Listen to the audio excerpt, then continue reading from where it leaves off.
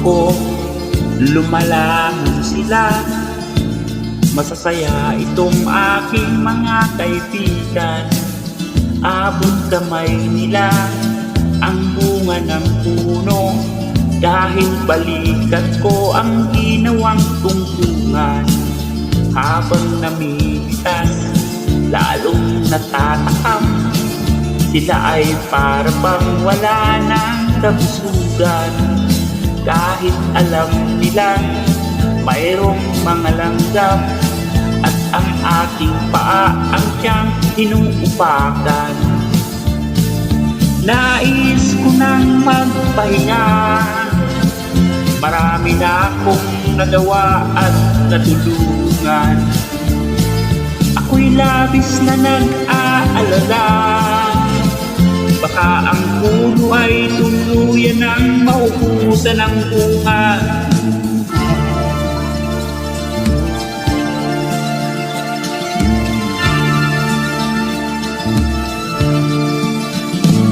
Nakaupo ako, nagbabantay sila.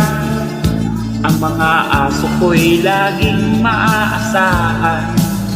Hindi ko lang alam ang binabantayan. Ito bang puno o itong aking upuan? Itali ko kaya sa bahay ng langgam? Paglilingkod ba o maghahari-harian? Masasagot lamang ang malaking tanong kapag ako ay nawala na ng lubusan. Nais ko nang magpahinga, marami na akong nagawa at natulungan. Ako'y labis na nag-aalala, baka itong mga aso ay maulol at magwala.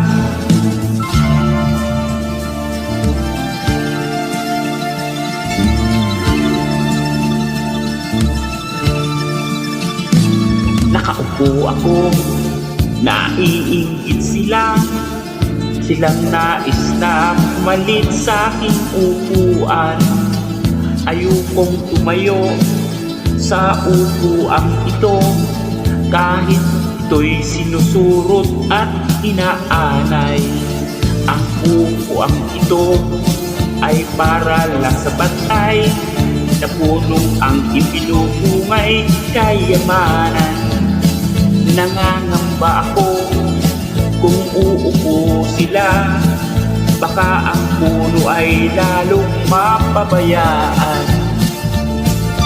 Nais ko nang magpahinga, marami na akong nagawa at natulungan.